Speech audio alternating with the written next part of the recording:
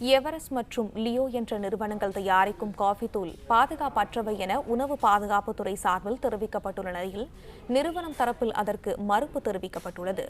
இதை பற்றின மேலும் விவரங்களை செய்தியாளர் வினோத்குமார் வழங்க கேட்கலாம். வினோத்குமார், வணக்கம். தகவல்கள் என்ன பகிரலாம்?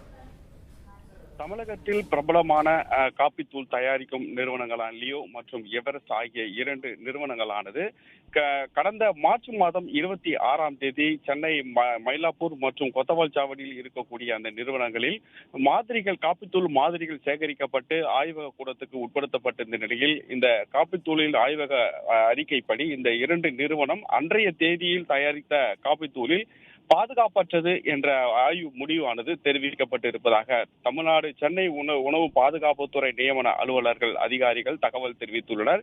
இது தொடர்பான ஆவணங்களும் கிடைக்கப்பெற்றிருக்கக்கூடிய நிலையில் இந்த நிறுவனம் கடந்த மார்ச் மாதம் தயாரித்து அன்றைய தேதியில் எடுக்கப்பட்ட இந்த காப்பி தூளானது பாதுகாப்பற்றது என்ற முறையில் சென்னை உணவு பாதுகாப்புத்துறை அதிகாரிகள் தகவல் தெரிவித்துள்ளனர். தகவல்களுக்கு நன்றி வினோத்.